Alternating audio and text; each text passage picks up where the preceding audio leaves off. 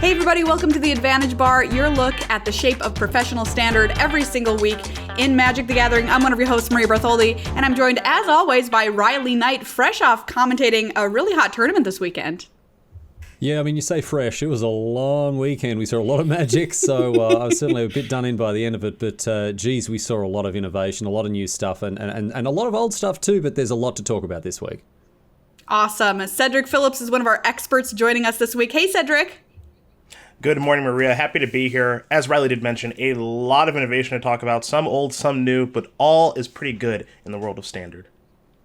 And we've also got Corbin Hostler in the expert seat with a nice little saying on the wall behind you there, Corbin. Yeah, hey, this is what Standard looks like these days. Nothing's safe.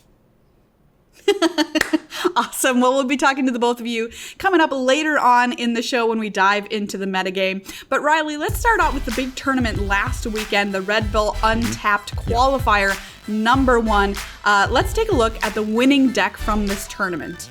So this deck, Yorion, as everyone is called, no one's calling it that, but I'm trying very, very hard to get that to catch on. Azorius Yorion here. Really, really surprising list. Didn't have a huge share of the metagame, but obviously had quite a bit of game against the field that emerged this weekend.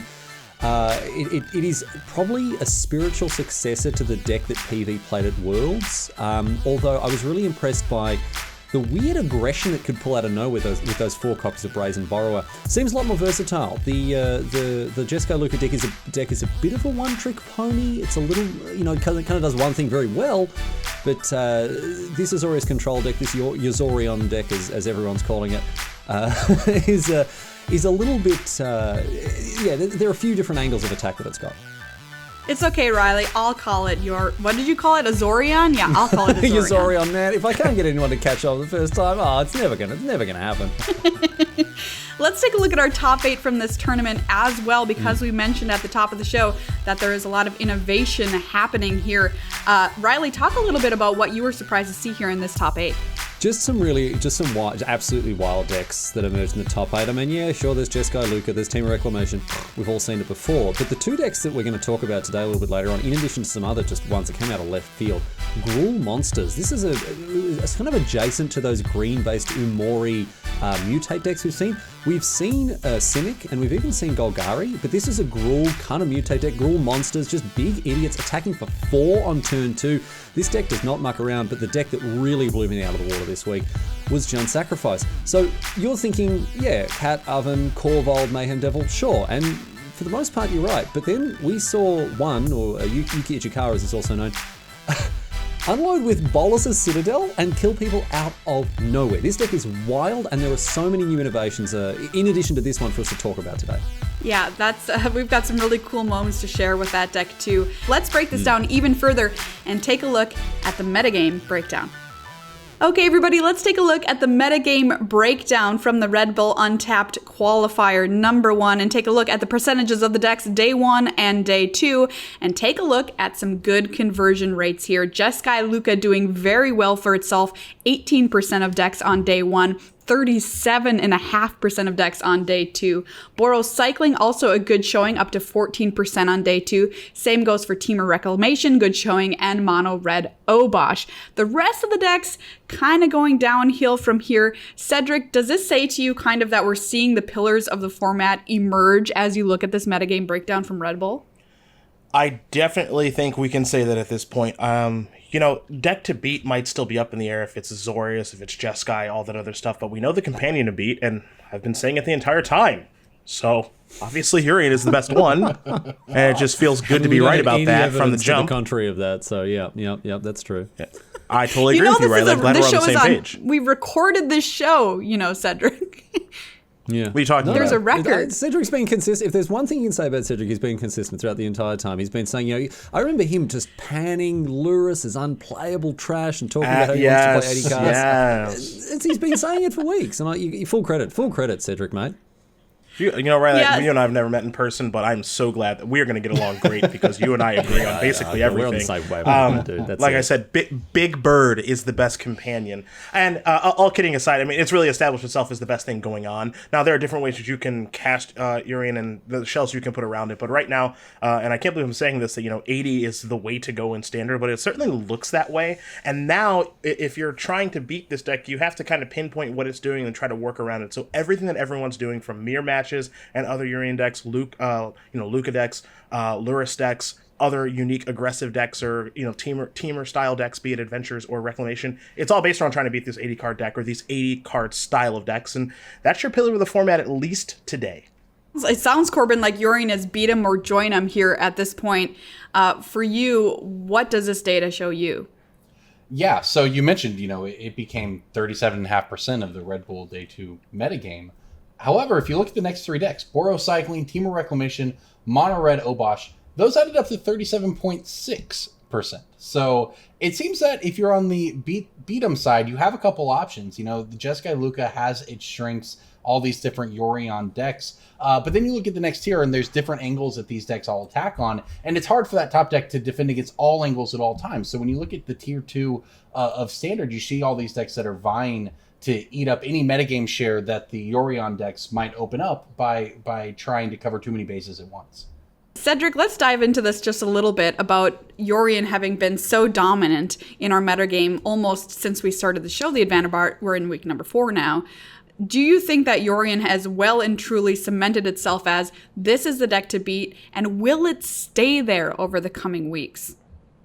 I think it is the deck to beat, and I think it will stay there for the next handful of weeks, and maybe even the duration of Ikoria Standard. And the reason to me is honestly pretty straightforward. Not only is the deck incredibly powerful, which is going to have some appeal to the deck, but the decision making that you have is something that top players are really going to gravitate towards. You look at this deck and you feel like you have control over what's happening over the course of the game. You feel like, I have so much control over how I sequence my spells, how I use my planeswalker, so on and so forth. And that's going to be a lot of the appeal of players that play at the top tier of Magic, is they want to have, for lack of a better term, control of their own destiny. And you feel like you have that agency when you're playing this kind of deck because there are so many different decisions that you can make over the course of the game. It certainly doesn't hurt that the power level of the deck is absolutely through the roof as well. So you're looking at a deck that, if your opponent takes a mulligan to 6 or 5 cards, all of a sudden you're just going like, oh, there's no chance you're going to win. My deck is so powerful. And that's just some of the appeal of playing a strategy like this. Again, it is a little bit strange for me, Magic player of over 20 years, especially competitively, to go like, yeah, it's just totally right to play 80 cards, but if it's right, it's right. And right now, it's right. All right, Corbin, you mentioned earlier when we were taking a look at the metagame percentages that there are other ways to beat Yorion if you don't want to join it, like Cedric over here. Cedric, I thought you were a creatures guy. Come on. Yorion is a creature. I don't know if you knew that. Okay. It is a creature. Well, if you look at the top 4 decks, 3 of them are new since Ikoria for the most part, which is interesting with the Yorion decks. But below that, you have Team of Reclamation. Like we said, that hasn't changed much. But Borocycling, Mono Red, Obosh, these are these aggro decks, and it's really interesting to see them come on at this point in the season. Typically, you would see week 1 Standard. You play 3 1-drops by turn 2, and you turn them sideways, and that's how you build the deck, and that's how you win the tournament, and the control decks have to adapt to you. In this case, like Cedric said, there's so much power level on these Yorion decks that it's actually been the aggro decks that have had to innovate, and we've seen that come out with the cycling, with Mono Red going away from Torbrands and onto Obosh, and we've seen that from these Boggles decks, for lack of a better word, that want to put a bunch of auras on the creatures. Everyone is finding ways to attack this, but we've seen it in reverse. Aggro has come on late in the season rather than the beginning of the season, and that, frankly, makes for a pretty interesting metagame. Almost every format begins with an aggro deck because we don't know what the answers are. We don't know what the format is. You want to be proactive, you want to be aggressive, and you want to put people the fire on the sword. And so we normally see an aggressive deck, and often it's red, open up a standard format. Mm-hmm. Standard was already huge. Everyone was playing Nissa and Uro and Hydroid Krasis, so the aggro decks you'd think would be in a great spot to do it, but no, they got even bigger. Ikoria meant that the decks were going even bigger and bigger until everyone's slinging 7-drops around. And so instead of the control decks adapting to the aggro decks, now we're seeing, as Corbin said, a reversal. The mono red decks are going back to the drawing board and saying, well, what do we do here? How do we bet? Like, now we're the ones who are having to answer the questions, not the other way around. So it's fascinating. It's something that I can't remember ever having seen before, a position where the aggro decks are the ones that are being adaptive and innovative rather than the control decks. Well, if you're somebody who wants to be on the beat 'em side instead of the join 'em side, we've got some recommendations of some decks to check out if you want to play aggro and possibly beat Yorion. The first deck we're going to take a look at is Mono White Lurrus, and this deck is, you know, a deck after my own heart because basically we're playing Boggles in Standard. Cedric, tell us about this deck. Well, as we all know, Lurrus is the best companion in Standard, so as a result, I definitely feel like I should be the person to talk about this deck. I mean, we're looking at all white creatures, which I'm known for, right? And then we're talking about auras and just giving some beatdowns very quickly. And then to top it off, again, the best companion in Standard. I'm not quite sure where I got this flip-flop from, but I'm just going to put that over there. It's kind of interesting because really the idea here is to make a big creature and then try to kill people. And then you've got Karametra's Blessing to kind of play around Shadow the Sky a little bit. The goal is to kill your opponent as quickly as possible. Ideally, you build a very large threat that the opponent can't really handle. And if things go wrong, you've got Lurrus to kind of rebuild things. The longer the game goes, the worse it is for you. So hopefully things line up correctly and you kill your opponent very, very quickly. Do you like this deck, Corbin? I've got to say I'm a big fan. Yeah, I love it. And one of the cards that stands out to me is Stonekill Serpent. That card has been a house in Standard right now. It doesn't get bounced by Teferi. It gets bigger than the sweepers in a lot of cases. It holds an aura really well. The Ginger Brood is evasive with those auras. The Alseid gives them protection. This is a pretty neat build all around. There's so many different ways that you can attack. Yeah, it's a pretty tricky deck to play, too. Don't be deceived by seemingly thinking you're just playing a lot of 1-drops and then putting a Glaring Aegis on it or something like that. Lots of decisions to be made, specifically, like you said, with that Alseid of Life's Bounty. Very, very important card in this deck. And, you know, I've got to say, this deck goes to show that even if you're just playing at home, you know, it might be a good idea to wear pants. Get it? Oh, are you joking me? Come on. I was like, where's she going with this? Like, is it about the wild cards? Because it's, you know, it's pretty easy. No, it's just okay. Great. No, good stuff. Good stuff from you today, Maria, mate. I play Arena so that I do not have to play in pants. Come on. The aggro deck that caught my eye this weekend was, unsurprisingly, the one that, Lishi Chan was kind enough to name after me, Mardu Knights. Obviously, I mean, I've got a lot of respect for him. He's a Hall of Famer. He's a well-respected player. I didn't realize he had such a thing for me, but look, I will take it. Knights are great. Once again, it is fantastic to see these little 1-drops, little 2-drops, getting it down to the top end of the format. I've been grinding with the deck online on my stream. Maria, I know you hit Mythic with this list as well in like 2 days or something ridiculous. Tell us about that. No, it was 4 hours, Riley. 4 hours. Didn't you grind from like plat or something all the way up in like two sessions or something you were saying? Yeah, it was at Diamond 4, and I sat down at 9 p.m., and by 12:30 a.m., I was Mythic with this deck. It was it was unbelievable. I was playing best of 3. I think I lost twice in that span of time. Wow. And I was, going to stop at some point, but then I was like, no, I can't. This is obviously the right deck at the right moment, suiting my playstyle. I've just got to push through.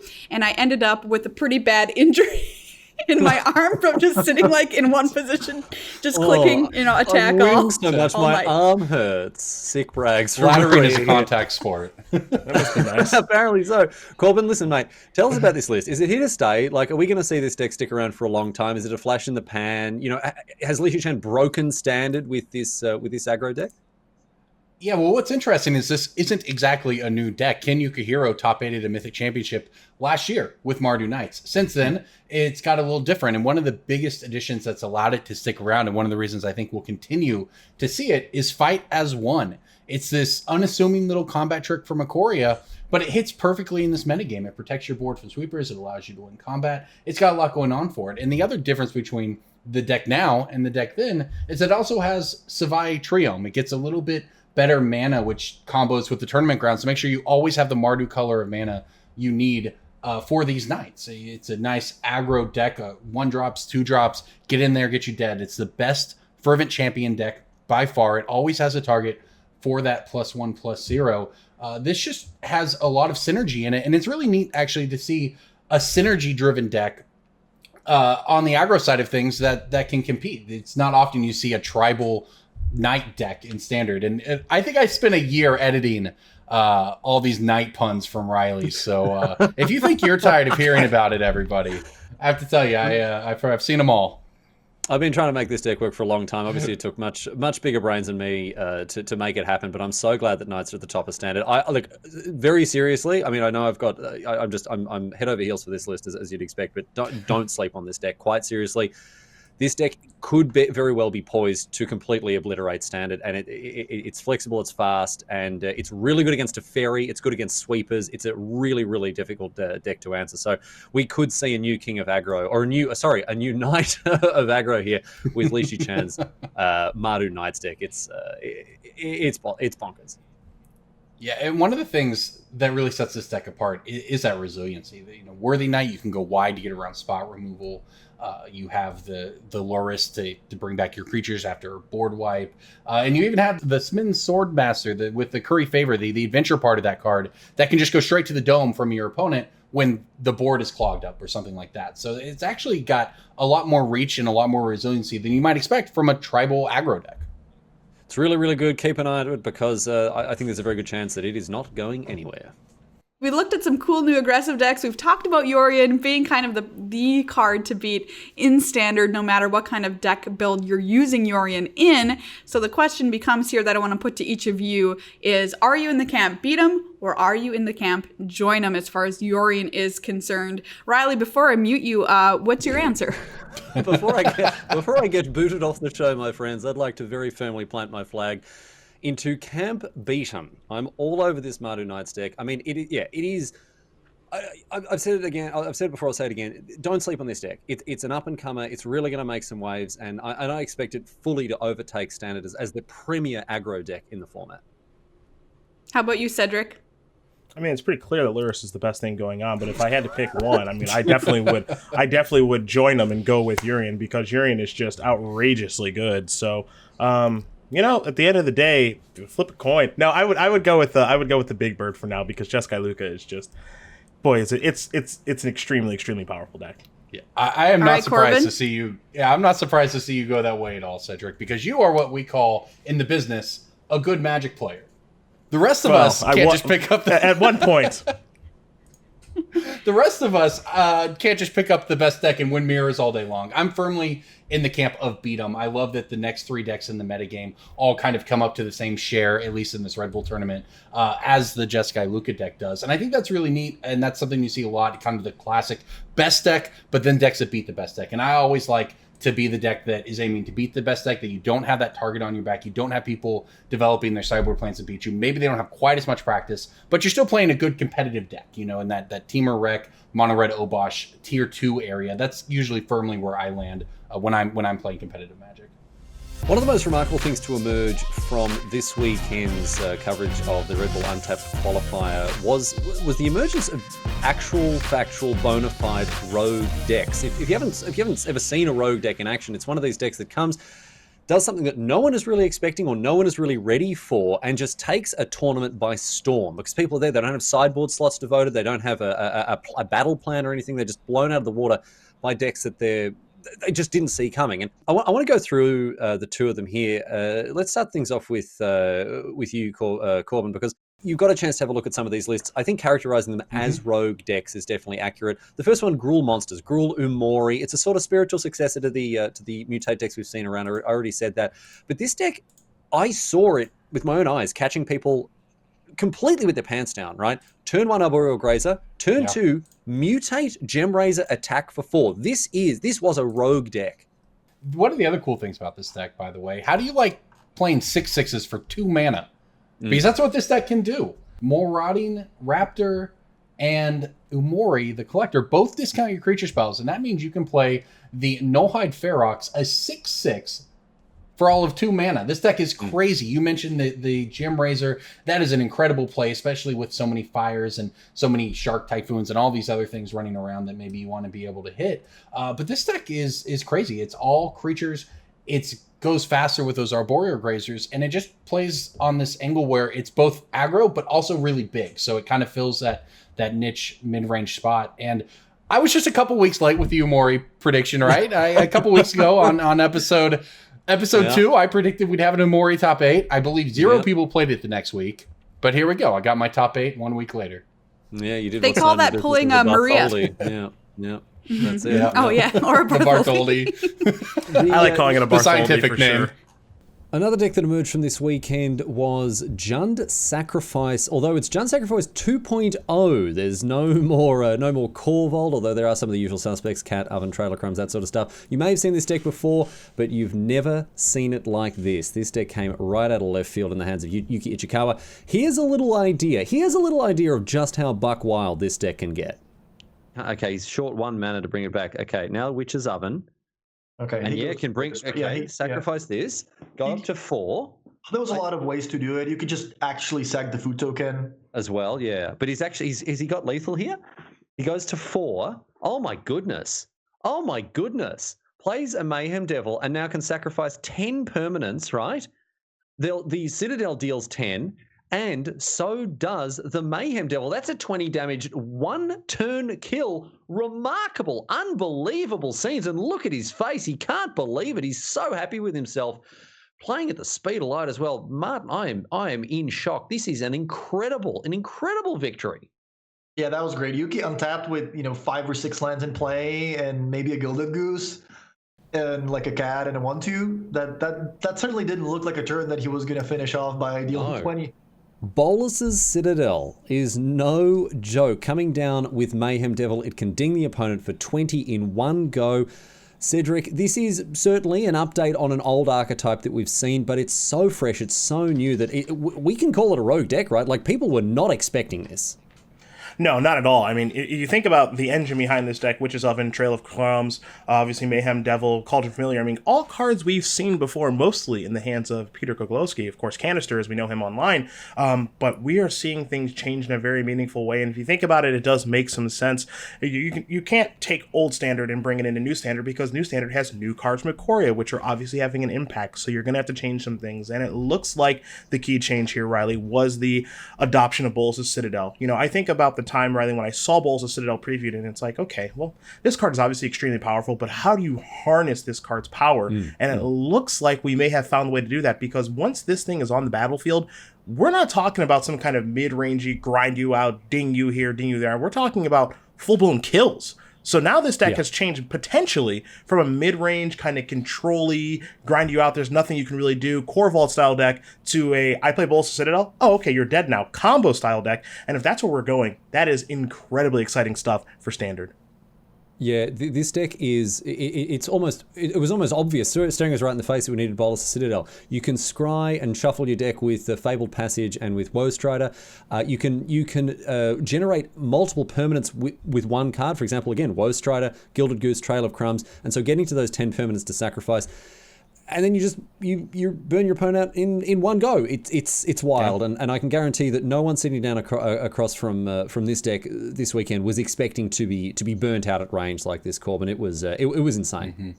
Yeah, and what's so interesting about this deck is that these cards have been here. Bolas' Citadel has been played in Standard for a while. We've seen Jund Sacrifice, and yet here we go, bringing them together. It's the best mashup since Godzilla came to Ikoria. I mean, this deck it's got that late game. It just brings the hammer down with Bolas' Citadel and wins the game. Mayhem Devil, Bolas' Citadel. That might be our new iconic duo here in Standard. So I'm excited to see where this deck goes from here. Well, these are just two of the decks that we used to demonstrate to everyone around the world that Standard still can be under siege. We've got Yorion at the top of the format. There's no doubting who the king of the format is right now. Yorion well and truly reigning supreme. But hey, there are ways to try to topple him from his lofty perch. And with innovations with rogue decks like these, yours could be the next deck that we're talking about here on the Advantage Bar. All right, now it's time for the part of the show where we challenge you to send us the awesome things that you've been doing in Magic.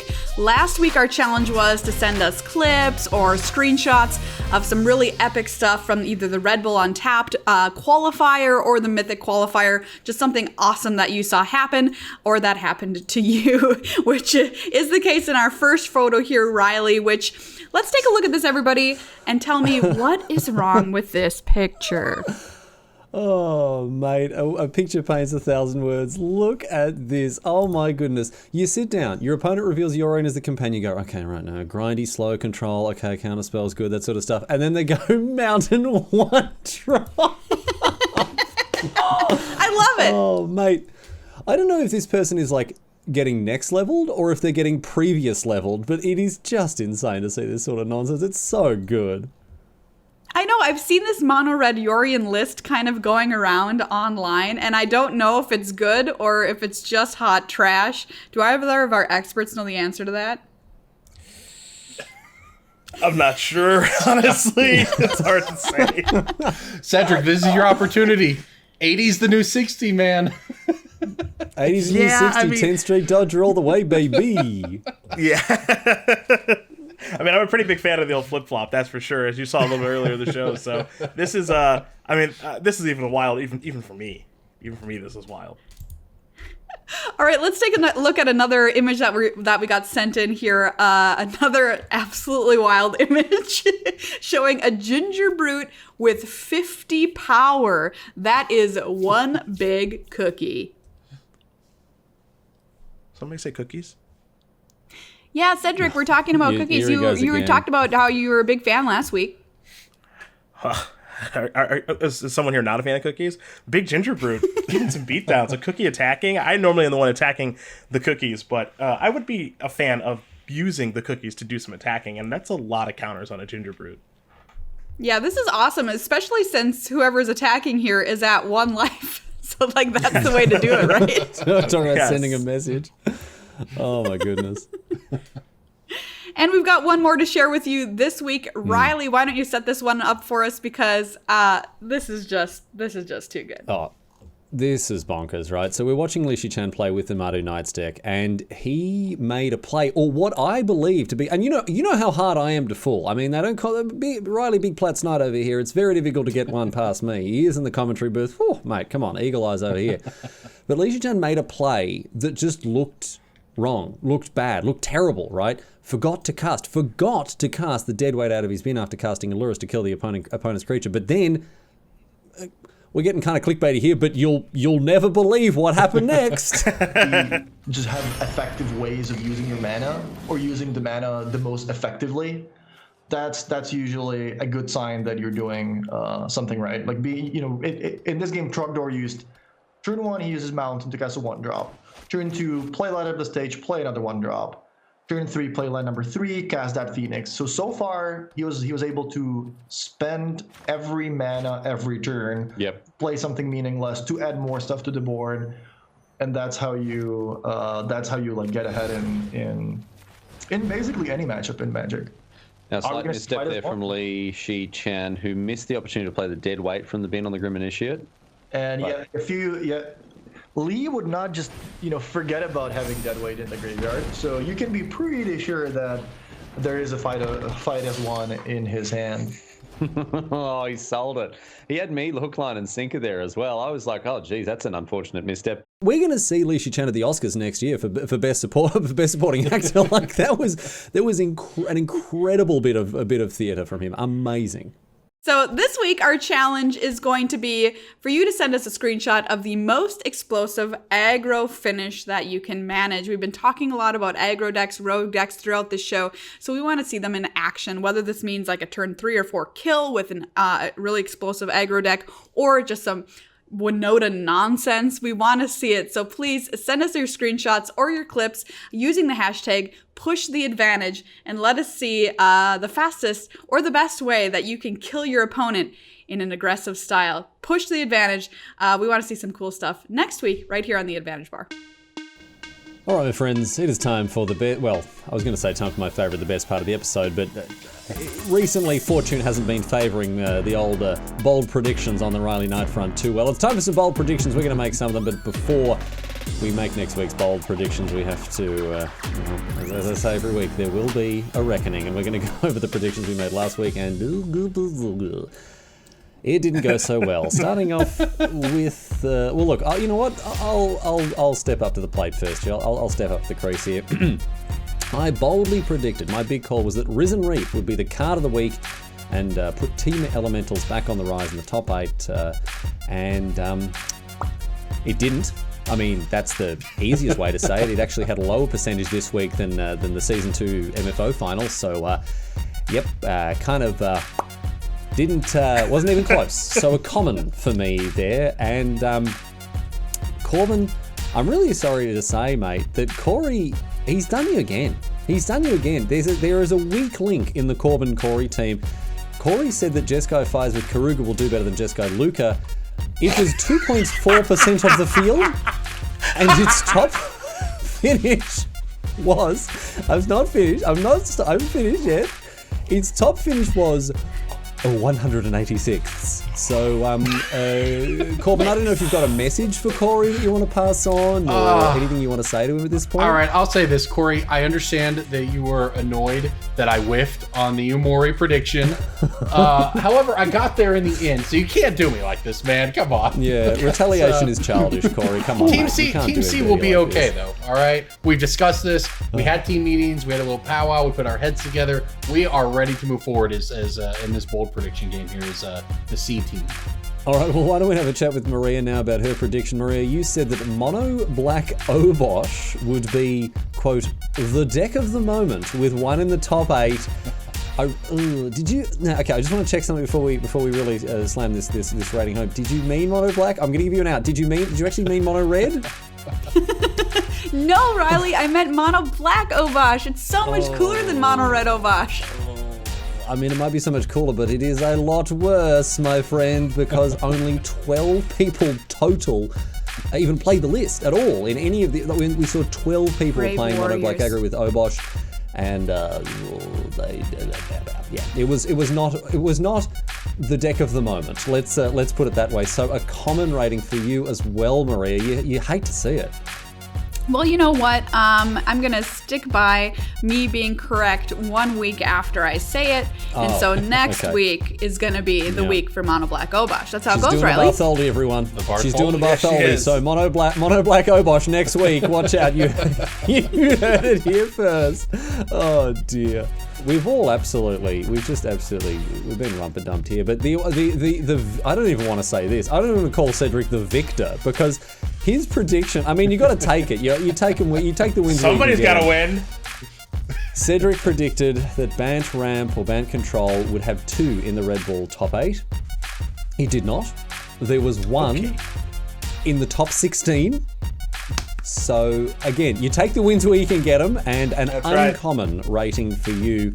So Cedric is definitely leading the charge so far, but really a pretty soft field for old Ceddy P this week, you would have thought. Anyway, this brings us rather neatly to our predictions for the coming week. Now, of course, we're not driving towards a big event this weekend. There's not a big online event for us to sort of make predictions. So we're going to get personal. We're going to get personal. This week, we're actually going to make predictions about our own personal performances and what we're going to do, and kind of hold ourselves to that little challenges almost that we're setting for ourselves. And again, I'll kick things off, and I'll say that I am going to, for the very first time, I'm going to hit Mythic, and I'm going to do it with Mardu Knights. I've never hit Mythic before. Wow. I like to stay in silver and bronze and gold for those Arena Boys videos. That's at least what I tell everyone. That's my excuse. But I'm going to hit Mythic for the first time, and it's going to be done with Mardu Knights. Maria, what do you got for us this week? All right, so since I've already accomplished Riley's personal goal, I'm going to have mate, sick brags. Yeah, I get it. All right, okay. I'm going to have to one better it and say that I'm going to hit top 1,200 so I can qualify for the next Mythic qualifier happening in June. Now, I'm giving myself like less than a week to do this, so it's probably impossible. Yeah. But I'll try my best, and we'll see how high I can get within Mythic. All right, so top 1,200 for you, top any percent for me. Cedric, what do you got for us? What are you going to get up to this next week, mate? All right, Magic Online. There are not 1 but 2 super qualifiers each week. One of them tomorrow, Wednesday, will be. It's very early in the morning, but I'm going to wake up for it against my better judgment. And on Friday, I'll also be playing one as well. I'm going to top 8 one of them with Demir. Wow, that's my goal. That's a real prediction. So what's the format? Pioneer. Demir Inverter. Flip my deck, play Thassa's Oracle, I win. I'm going to do that a lot. All right, you're going to see CDP in the top 8 of a Pioneer tournament on Magic Online there. And finally, Corbin. What is your prediction that you're going to? And remember, Corey is the one who will have to answer for this. So choose your words carefully. Have to atone for this. Yes. Surely we can't miss for a 3rd week in a row quite so badly. We make it a little more reasonable here. I have never been Mythic, nor have I ever been in Diamond. I don't play a ton of Constructed on Arena. I usually play Limited. But this week, I will hit diamond playing mono red Yorion. I will win games in diamond with the mono red. That's a huge call. I was like, okay, diamond. It might take a while. Okay, mono red. All right, this is not even a bold. This is not even an italic call. This is terrible. It's not a bold prediction. But wow, with, all right, with Corbin, you've got to do some red. stretches because your arm's gonna like really get destroyed sitting there for like 1,000 hours. I might have to look up some exercises so I can handle the stress. Esports athletes. You love to see it. I mean, I really hope you get there, Corbin. I want to see this happen. I want to see this happen badly. I want to see this happen more than anyway. Those are our bold predictions for this week. Be sure to join us again next week as we will, of course, as there will be another reckoning, and hopefully this time we'll do a little bit better than the old common no reason leave from the. Anyway, all right. Well, that's it for bold predictions there, Maria. Yeah, thank you again, everybody, for watching the Advantage Bar again. We'll be back here next week taking a look at the shape of Standard and the competitive metagame. It's been awesome hanging out with you all this week. Remember to use the hashtag PushTheAdvantage and send us your clips or your screenshots of the most fantastic aggro win that you possibly can. I'm personally looking very forward to seeing those happen. And thanks for hanging out, everybody. For us this week, bye-bye.